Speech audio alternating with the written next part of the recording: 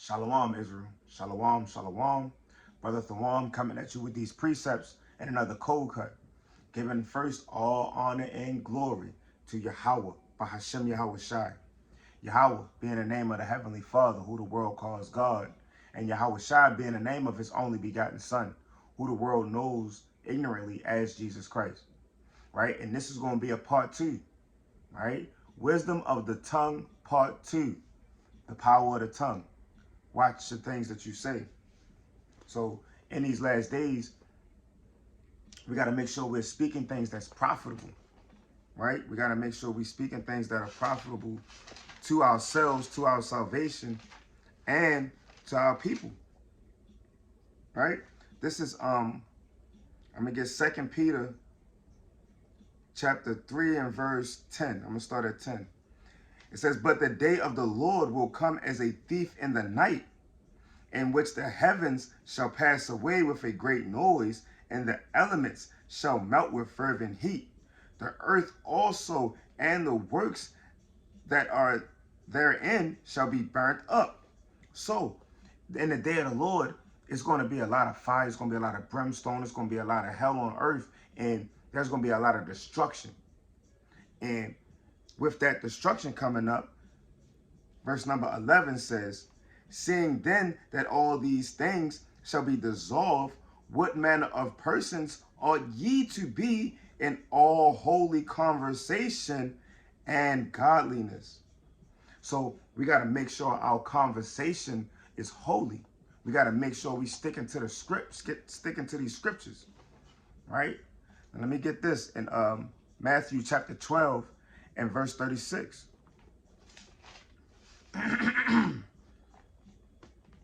Matthew chapter 12 and verse 36 says, but I say unto you, now this is Yahweh Shah speaking, that every idle word that men shall speak, they shall give an account thereof in the day of judgment. So in that day of the Lord, if you're not having that holy conversation, you're going to have to give an account for that. And if you are giving holy conversation, you're going to have to give an account for that. Verse 37 says, for by thy words thou shalt be justified, and by thy words thou shalt be condemned. So you'll be justified or condemned based off of not just your actions, but your words in this life, man. That's heavy. The things that you say have power. It's Proverbs. I'm going to go to Proverbs chapter 18. Proverbs 18 and verse number 20. It says, a man's belly shall be satisfied with the fruit of his mouth, and with the increase of his lips shall he be filled. So the things that you say is are gonna play a part in the things that you inherit in life. It's literally that heavy. Verse number 21, Salakia, verse 21 says, death and life are in the power of the tongue. That's heavy. Death and life. You can speak death and you can speak life. That's all in the power of your tongue, of the things that you say out your mouth. And they that love it shall eat the fruit thereof. So if you're speaking wicked things and you're speaking contentions, then the Lord is going to give you the fruit of wickedness and the fruit of contention. And if you're speaking righteous things, you're speaking peace, then the Lord will give you that righteousness and that peace. So death and life are in the power of your tongue. So you got to be careful the words that you let come out your mouth. You can't just think stuff and just blurt it out and just blurt it out. You gotta be very cautious when you open your mouth and say things. You can't be hasty with your words. The Lord he'll cut you down for that. This is the book of James, chapter 3 and verse number 4. James 3 and 4 says, behold also the ships. Now you got to picture this. You got a ship, right? A whole ship, which though they be so great and are driven of fierce winds, yet they are turned about with a very small helm, whithersoever the governor listeth. Right? The governor is like the captain. So wherever the governor decides the ship, he wants the ship to go, whatever direction he wants it to go into, He turned that wheel, but the ship, the whole ship is being guided by a small helm on the back. And this little helm decides whether the ship is going to turn to the right or if the ship's going to turn to the left. That little helm is going to determine whether the ship is going to go into salvation and walk in the upright path, or if it's going to take that left-hand turn and go into that wide path of destruction. Your tongue has a lot of weight, has a lot of power in it, right? Verse number 5 says, even so the tongue is a little member and boasteth great things. Behold, how great a matter a little fire kindleth. You see that?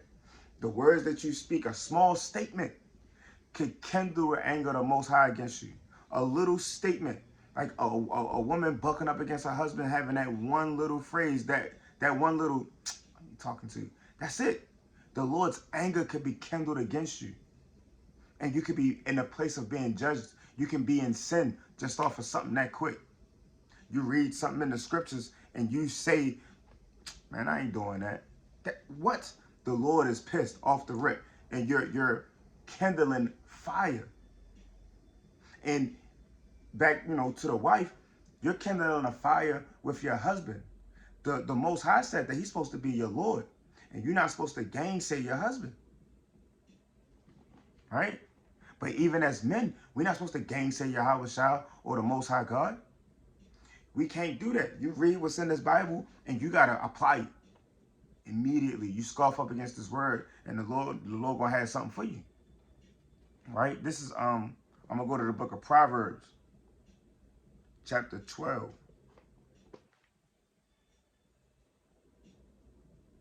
And I'm going to start at 18. Proverbs 12 and 18. There is that speaketh like the piercings of a sword. So you got words that when you speak them, they cut people, like they hurt people. You hear that phrase all the time. Sticks and stones may break my bones, but words will never hurt me. No, words can hurt people. Words cut, right? Even the Bible itself is a double-edged sword. Words cut, man. So you got to be careful of the words that you let come out your face, right? There is that speaketh like the piercings of a sword, but the tongue of the wise is health. You see that? You speaking wise words, you speaking wisdom, then you're speaking health. You could be speaking health into someone's life that's going through it. You could be speaking death into someone's life who could be going through it. So your tongue has power in it, right? I'm gonna go to Sirach chapter 18 and verse 15. Sirach 18 and 15. He says, my son, blemish not thy good deeds, neither use uncomfortable words when thou givest anything. So if you're gonna go and give alms, you can't be using uncomfortable words. You can't give alms with that grudging heart. Can't give alms like, here, nigga, take this. The Lord not dealing with that, right? Verse number 16. Shall not the dew assuage the heat? So is a word better than a gift, right? So the dew is wetness, like water, right? You see the dew among the grass. You might see on them humid days, you might see dew across cars and stuff like that.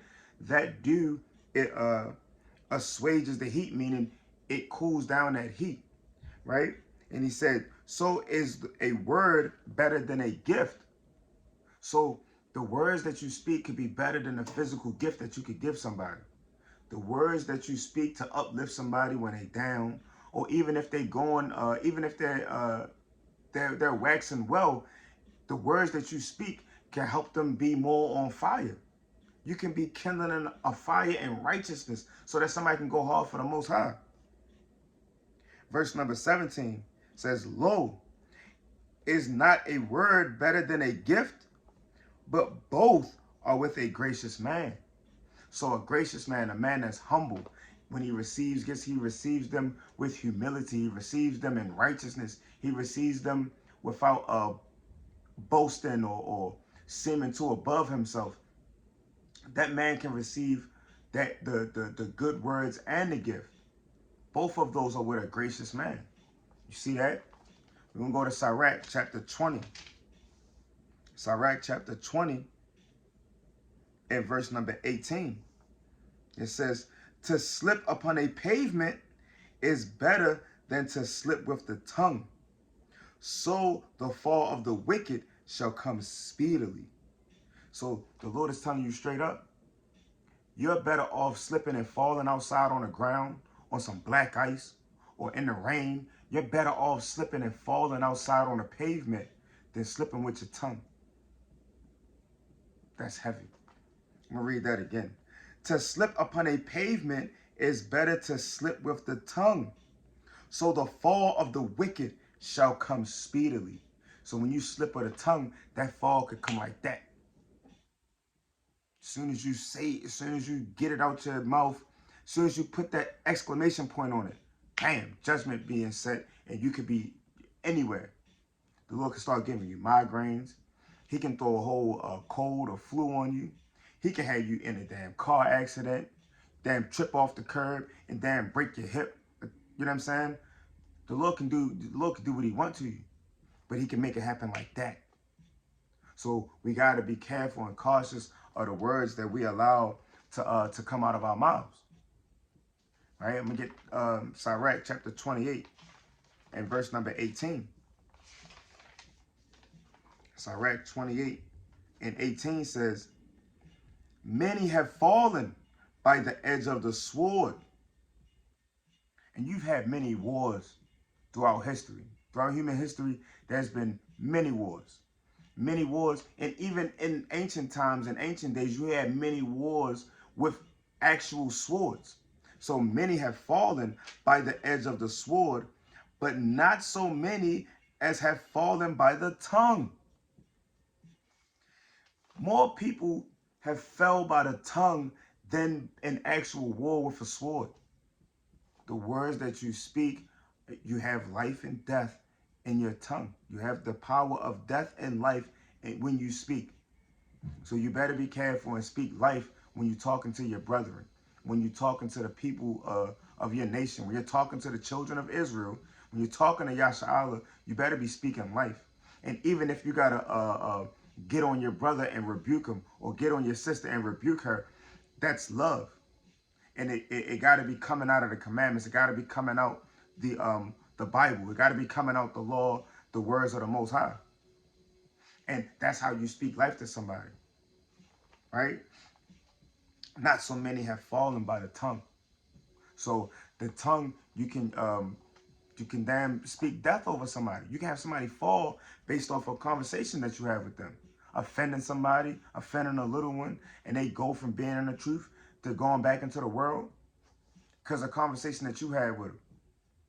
And I don't want that blood on my hands. I don't want that blood on my hands at all. This is Sirach chapter 27 and verse number 11. Sirach 27 and 11 says, the discourse of a godly man is always with wisdom, but a fool changeth as the moon. So when you're speaking to a godly man, even if you're having a debate, a godly man is going to give you wisdom. A godly man is going to he's going to speak and use certain words. He's going to know how to stay in a pocket as far as dealing with his emotions. He might get passionate. He might raise his voice a little bit, but he's not going to come out of pocket and damn call you out your name. He's not going to come out of pocket and damn speak irrational words. A discourse with a wise man is going to be in wisdom. A discourse with a godly man, Salakia, the discourse of a godly man is always with wisdom, but a fool changeth as the moon. And so fools, if they get caught up or if they get confounded, they're just going to switch topic, or they're just going to ask another question, or they're going to do this and do that. And you see it all the time when brothers teaching. You get a scoffer come up, they ask a question because they think they know something, you confound them, so then they ask a whole nother question and won't acknowledge that they were wrong about something or that you were right about, or whatever the case is, won't acknowledge the offense or whatever just happened. They're just going to switch to something else. All right, well, what about this? All right, well, what about that? all right, well, that or this and that or that, and never taking accountability for the words that they're speaking. They just keep changing different conversations. That's a fool. A foolish man won't be reproved. A foolish man won't take counsel. A foolish man won't learn because he's smart in his own mind. Verse number 12. If thou be among the indiscreet. So if you're in this truth and you're among the indiscreet, meaning you're among people that don't fear the Most High. Observe the time. So when you're around these people, even if it's family members, if it's friends, co-workers, if you're around people that are indiscreet, that don't fear the Lord, you need to be observing the time. Damn, all right, I've been in this thing for like an hour. All right, I think it's about time for me to roll out. Right? Oh, the conversation turning here. Hey, all right, y'all. Hey, this ain't my cup of tea. I'ma holler at y'all. You know what I'm saying? Observe the time, but be continually among men of understanding.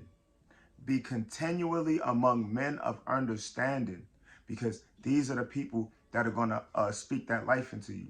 These are the people that are going to have your best interest. These are the people that even if they got to get on you, it's for your betterment. It's for it's a step towards you having salvation. and another step closer for you, Lord willing, to get to the kingdom. Be continually among men of understanding. The discourse of fools is irksome, and their sport is in the wantonness of sin. So a fool is just going to be irksome when it comes to debating, when it comes to having conversation. Like I said before, they're not going to want to be reproved. They're not going to want to seek understanding. They're not going to want to listen and get counsel from you. They just want to, their sport is in the wantonness of sin. So they just want to keep trying to make provisions for them to sin or whatever the case is. They're just not going to receive that understanding of correction. They're not going to receive that understanding of, all right, this is how things are supposed to go according to the Most High, according to the Bible. They might be stuck in Christianity. So they're just going to keep going in on whatever the case is, on whatever they want, whatever their belief is, or whatever they perceive things to be, even no matter how bugged out it is. No matter how much wisdom, how much knowledge or understanding you're trying to give them, they just want to reject it. And that becomes irksome to a godly man or a man of wisdom. Verse 14. The talk of him that sweareth much maketh the hair stand upright, and their brawls make one to stop his ears. You see that? If a person swears a lot, they use a lot of profanity, the Lord said that makes your hair stand up, right? And in 2022, in today's society, people use so-called curse words or profanity. We use those type of words all the time. But the Lord's saying if you're using that, especially if you're using it much, you're gonna make the hairs of a wise person, of a person that's in the spirit, you're gonna make their hair stand up. And that's that spirit of like, damn, like give you like what they call chills. That's not a good thing, right? The talk of him that sweareth much maketh the hair stand upright, and their brawls make one to stop his ears. The strife of the proud is bloodshedding, and their revelings are grievous to the ear.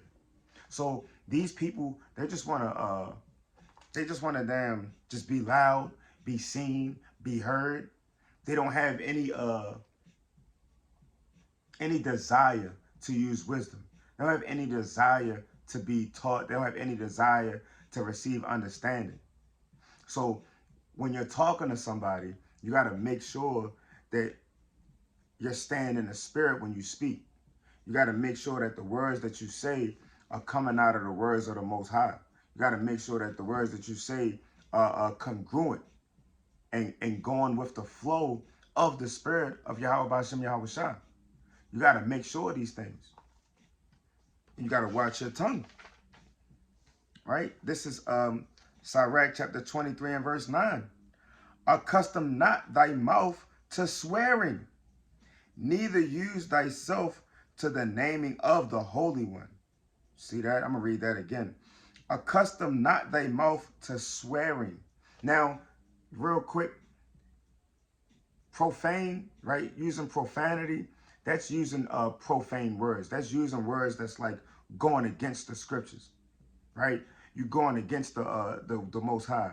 And swearing is like taking an oath, like making promises. That's like swearing, giving your word to something.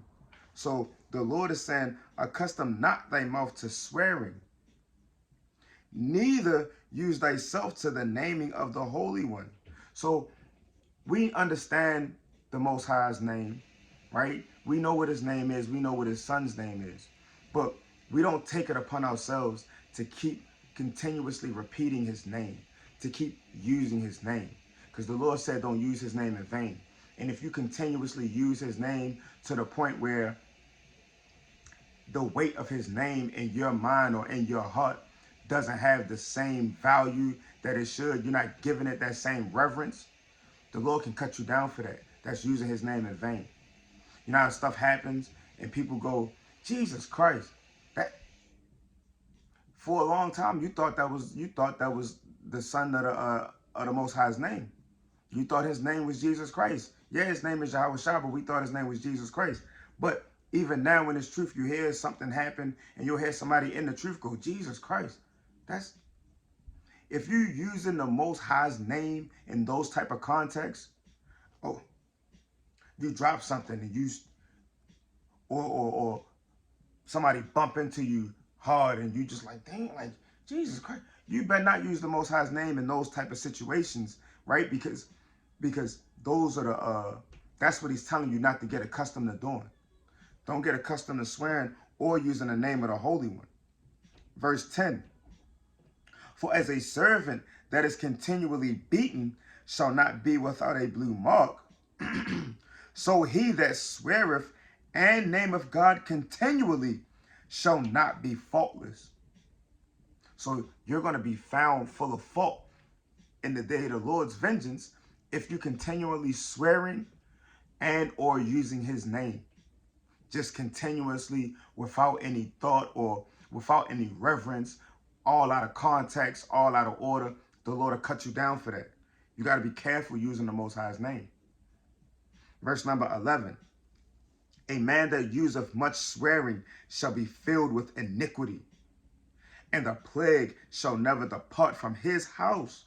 So as a man, if you're using, if you're swearing much and you're using profane words all the daggone time, the Lord has said you're going to be filled with iniquity, and that plague is not going to depart from your house. So when you speak the words that you speak, remember, you're not the only one responsible. Your salvation is not the only salvation that's on the line.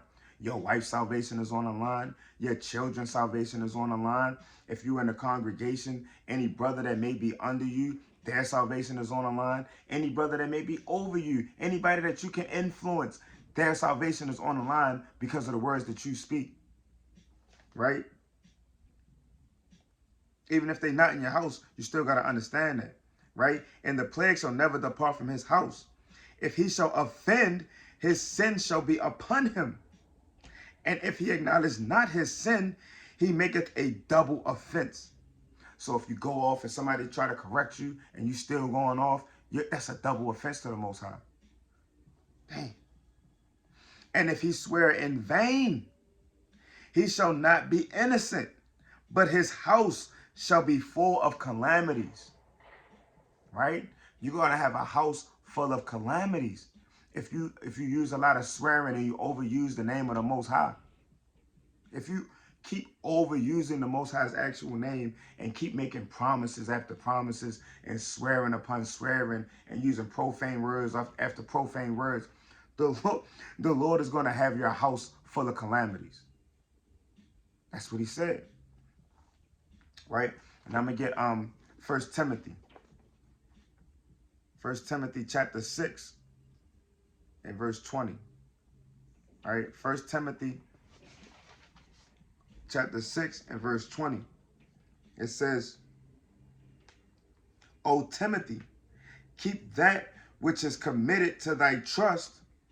Avoid profane and vain babblings, and oppositions of science, falsely so called. So we got to avoid profane and vain babblings. You got to be careful when you're in that when you're in idle conversation with whoever, even if it's your brother. You got to be careful of your idle conversation.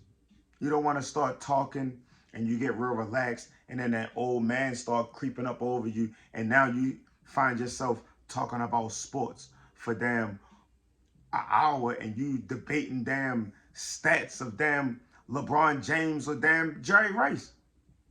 You you don't want to have you want to avoid vain and profane babblings. You don't want to just be babbling on, right? And you don't want to be a man just full of words, just not knowing when to stop talking, right? Or speaking a bunch of vanities, speaking a bunch of things that don't matter, speaking about a bunch of things that's not profitable, right? Now this is 2 Timothy chapter 2 and verse 16. It says, but shun profane and vain babblings. So that's why I said when I read 1 Timothy 6 and 20, we got to be careful of these things, because if we do it, we got to correct ourselves. But if your brother do it or if your sister do it, you got to correct them. You got to shun vain and profane babblings. You got to shun, you got to turn conversation, right?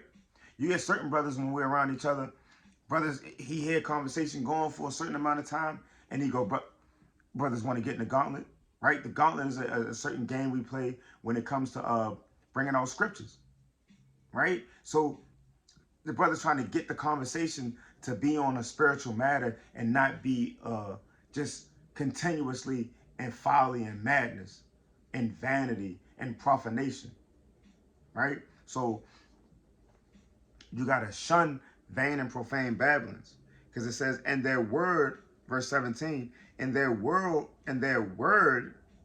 Salakia. I'm going to read 16 again.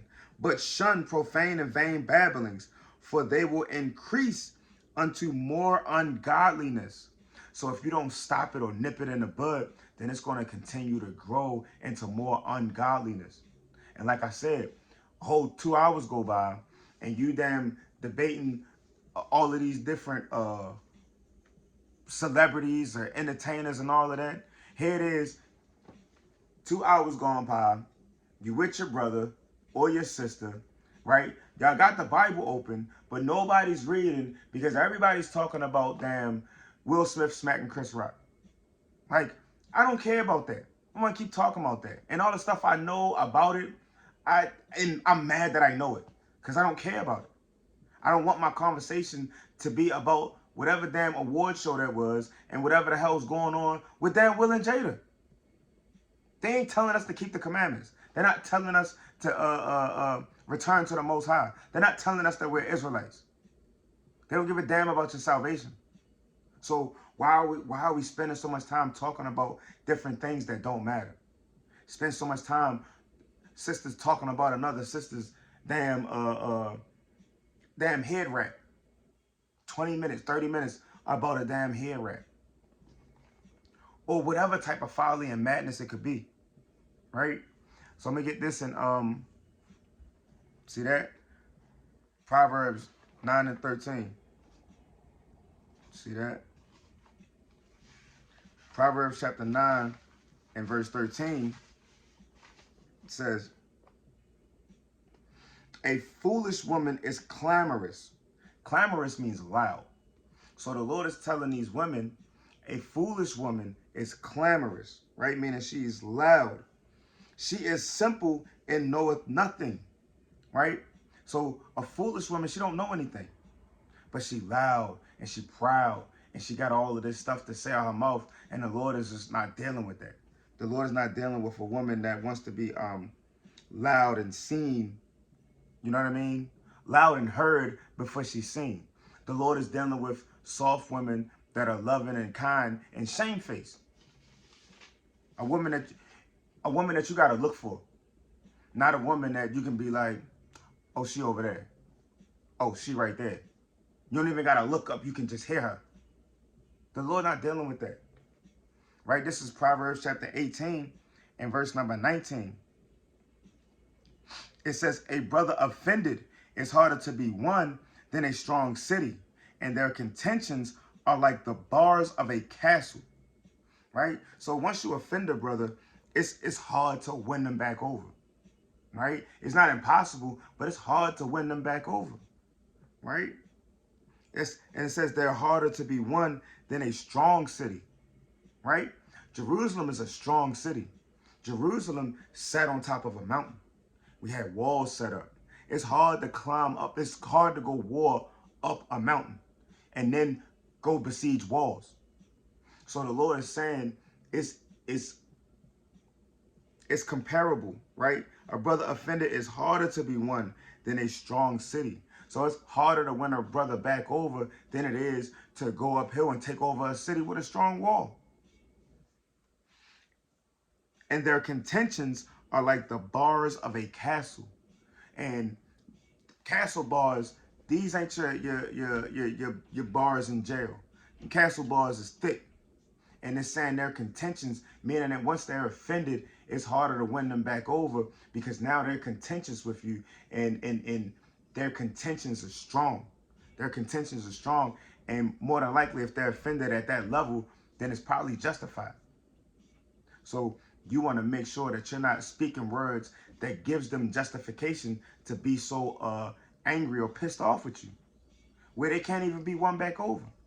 Here it is, you're trying to repent to the brother and apologize to the brother. And yeah, it's unrighteous for somebody not to forgive you, but you done offended him so bad that he's having a hard time with that. Now both of y'all kind of in sin because of that. See that? So we got to make sure we're choosing our words right, right? And that go the same for these women dealing with their husbands. You don't want to continuously offend your husband, because Proverbs 31, right, let me get this real quick. Proverbs 31, and I'm going to start at verse 11, right, talking about a virtuous woman. It says, the heart of her husband doth safely trust in her, so that he shall have no need of spoil. So the heart of a husband is supposed to safely trust in his wife. But if you're being a woman that's going to cut him with your words all the time, or if you're going to buck up against him all the time, then his heart is not going to trust in you. And so if his heart is not trusting you, how are you a virtuous woman? How are you striving to be that virtuous woman? You can't be clamorous and loud and foolish and then still be a virtuous woman. It don't work like that, right? So the heart of a husband is supposed to safely dwell in his wife. That's what the scripture's saying. So this is for all of Israel. But I know that a lot of our women have a problem with the tongue, with trying to rule over their tongue, right? It's meant to, but we know nowadays with the way Babylon is set up and the way damn America is running and their corporations and all of that, that women have a lot more privilege than men do, so they feel above. And so now it's harder to get our women, like when our women come into this truth, for them to kind of take that worldly aspect out of it and you know, humble down to be the soft and the submissive sister, because in the world, you got to be hard. We understand that. You got to be hard. But when you come into this truth, you got to take that hardness off, and you got to be soft and submissive, especially when it comes to your husband. You have to. You have to. That's a part of you receiving salvation as a woman of the Lord. All right? Now this is Sirach chapter 20 and verse 20.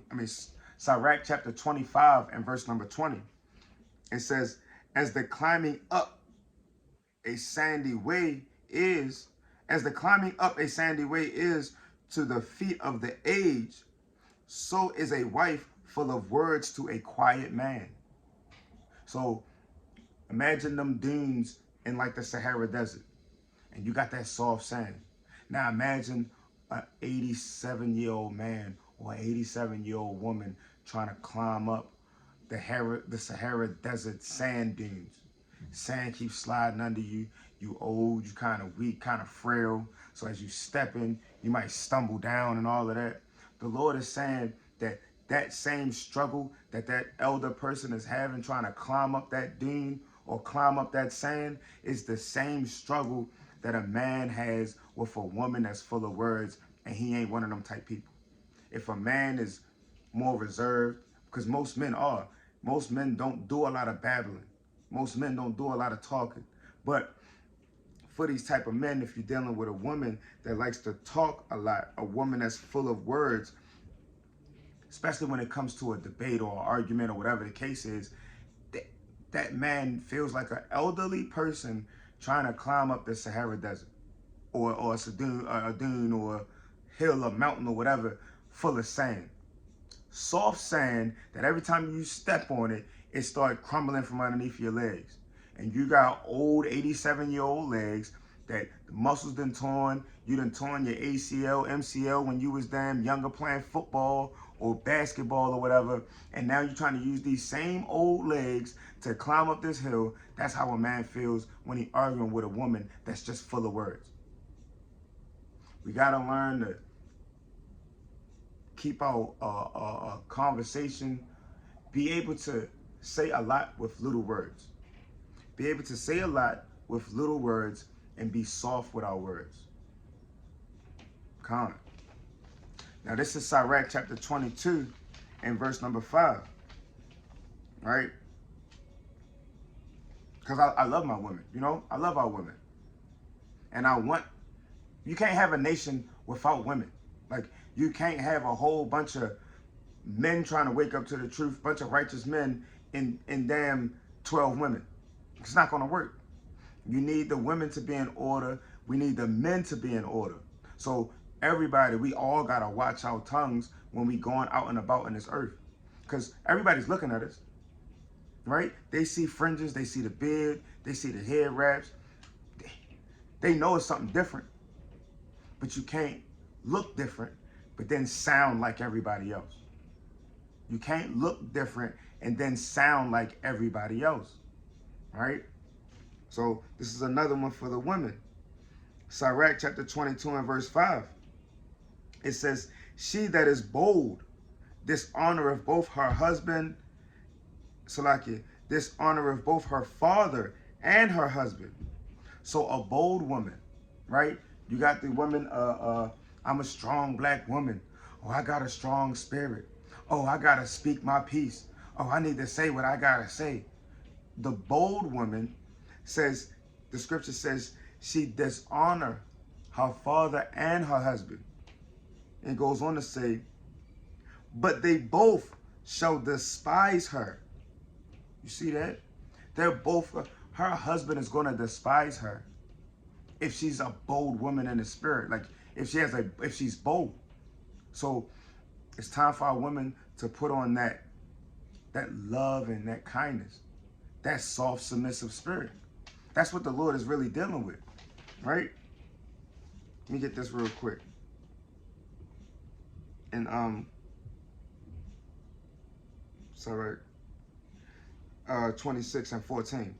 Sirach chapter 26 and 14 says, a silent and loving woman is a gift of the Lord, and there is nothing so much. Salaki, I'm gonna read that again. A silent and loving woman is a gift of the Lord, and there is nothing so much worth as a mind well instructed. So that silent and loving woman, that's what the Lord is dealing with when it comes to the tongue of a woman. Silent and loving.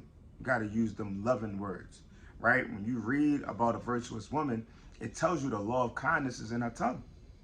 So these are the things that we got to look to in these last days when it comes to the things that we say out our mouth. Now this is Sirach chapter 28 and verse 11.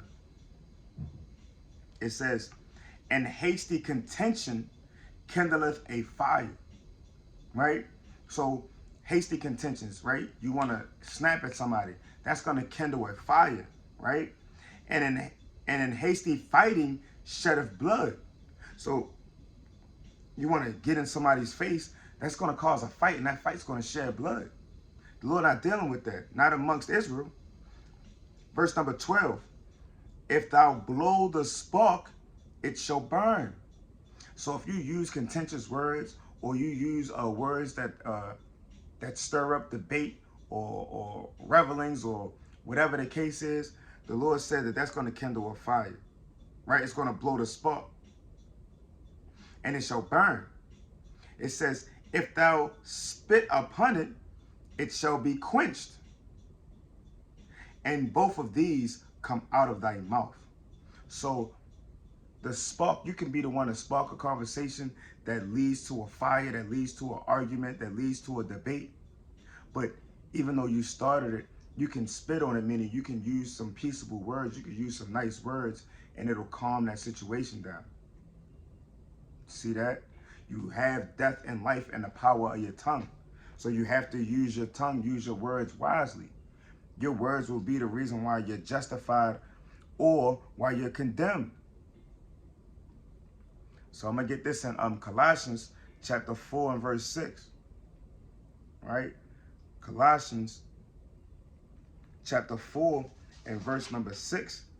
Salakia says, let your speech always be with grace, seasoned with salt, that ye may know how ye ought to answer every man. So you got to use salt when you speak. You have to use wisdom. You have to use righteous words when you speak. You can't just speak blasphemous words and vain and profane babblings all the time. You got to use that wisdom. You have to let your speech be with grace and seasoned with salt, right? So, you know, that silent and loving woman, that's going to go a long way with your husband and with the Most High, right? The Lord told you, you know, your desire is going to be to your husband, so you got to please him. But in doing that, you're pleasing the Most High. That's the hierarchy. Going back to 1 Corinthians 11 and 3. So we got to have that seasoned speech. And brothers, when you're dealing with your brothers, right? If you're in a congregation and you might have a certain type of position or a certain type of rank, you still got to have that seasoned speech. You can't just get over here, do this. What the hell wrong with you? Like, you can't be like that when it comes to dealing with your brethren. Doesn't matter if you got that position or not, because you never know who you're talking to. That brother that might be at a low level just coming in, you could be talking to Isaiah back on the earth. You know what I'm saying? You could be talking to King David back on the earth. You never know who you're dealing with. So you gotta be careful of the words you use when you speak to people. Right?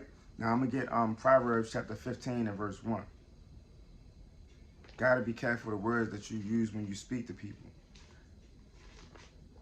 Proverbs 15 and 1 says, a soft answer turneth away wrath, but grievous words stir up anger.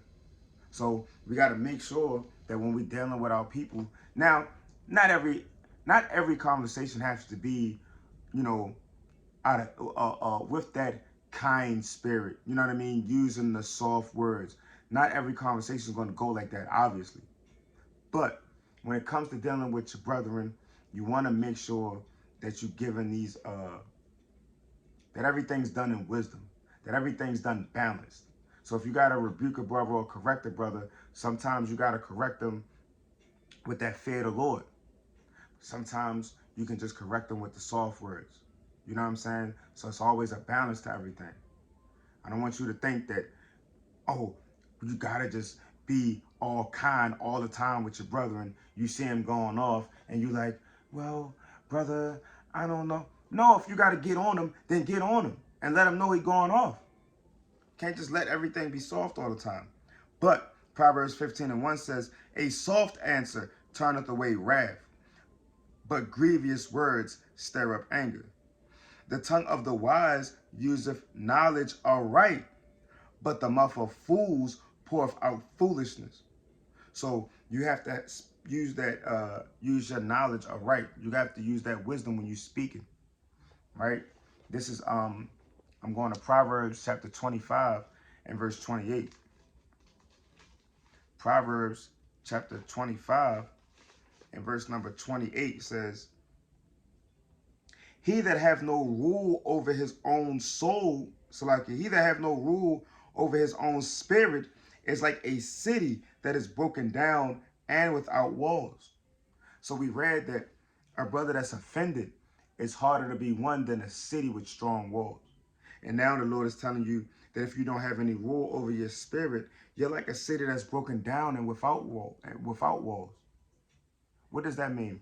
If you have a city set up and you got walls, but the walls are all broken down, that means that anybody can just come into your city. So if you're a city, or a woman, if your body's the city and your mind is the walls, if you have no control over your mind and the things that you say out your mouth, you have no control over it, then you're a city without walls, and now you're an open vessel for any spirit to just hop on you. You're an open vessel for lust demons to hop on you. You're an open vessel for weed demons, for damn alcoholic demons, for any type of addictions or whatever the case is, that vain babbling spirit. You know what I'm saying? A lion demon. You're open to these different demons that can just run up on you because you're not taking the time to think before you speak. So let me get this in Proverbs 16 and 32. Proverbs 16 and 32 says, he that is slow to anger is better than the mighty, and he that ruleth his spirit than he that taketh a city. So if you're able to rule your mind and rule your tongue, you're better and you're stronger than the man that's able to go out and take down a city. Because your wisdom of your tongue makes you stronger than a man that is able to go and take down a city. And the Lord said that. So it's imperative that we watch our tongues. We watch the things that we say, and we don't just allow anything to come out of our mouths. You can't just think something and then just let it come out. Because for the most part, every time that you think something, most of the stuff that we think is wicked, folly, and madness. So this is the book of Matthew, chapter 15, and verse number 17. It says, do ye yet understand that whatsoever entereth in at the mouth goeth into the belly and is cast out into the draught. So everything that you eat goes into your belly, put it in the toilet, right? But those things which proceed out of the mouth come forth from the heart, and they defile the man. So you're defiled by your thoughts and the things that you speak. And your thoughts, a lot of times you might not have control over your thoughts. But once that thought is there, that don't mean you got to speak it. So if you have a thought, your thought could be wicked. You already going off because you got a wicked thought in your head. So you got to make sure you slowing down before you speak. You got to slow down before you speak. You have a thought, process that thought. You know what? This might be a wicked thought. Salakia Most High for even having that thought. You got a thought, it's a righteous thought. All right, let me wait for the right time to say this thought. You can't just go speaking stuff. Because even if it's righteous, it might not be perceived the right way. Right? If you don't speak it in its right time, in its right season. Right? Verse 19. For out of the heart proceed evil thoughts. See that? Evil thoughts. Murderers, adulteries, fornications, thefts, false witness, blasphemies. Your thoughts, you think these things. And if you speak on these things, what did the Lord say? Verse 20. These are the things which defile a man, but to eat with unwashed hands defileth not a man. But these are the things which defile a man. You thinking these thoughts and saying them, that's what's going to make you dirty to the Most High. That's what's going to have you from having that all-white garment. That's what's going to have you, that's what's going to prevent you from being able to be presented before the Most High perfect. That's what's going to prevent you from receiving salvation. All right? So I'm about to close up with this. Wisdom of Solomon. All right? Chapter 1 and verse number 5. It says, for the Holy Spirit of discipline will flee deceit and remove from thoughts that are without understanding. So you ain't even got to speak half the time. If you have thoughts that are without understanding, if you have thoughts of foolishness and folly and vanity, then the Holy Spirit will remove from you. And remove from thoughts that are without understanding, and will not abide when unrighteousness cometh in. So if you entertain wicked thoughts, the Spirit is going to leave you. For wisdom is a loving spirit, and will not acquit a blasphemer of his words. Wisdom will not acquit a blasphemer of his words. So if you blaspheming scriptures, you blaspheming the forefathers, you blaspheming the ordinances, you blaspheming statutes and commandments, you get to blaspheming anything dealing with the Most High, the Lord's wisdom is not going to acquit you for that.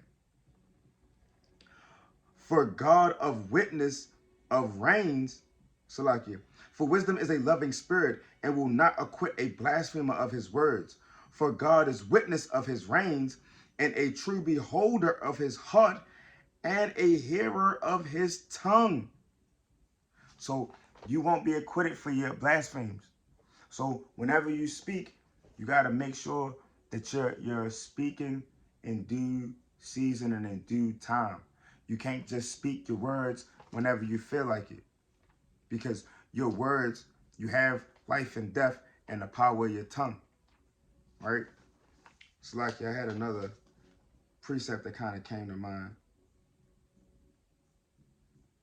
Let's see if I find it. Salakia. Khan. Sirach chapter 22 and verse 6. A tale out of season is as music in mourning, but stripes and correction of wisdom are never out of time.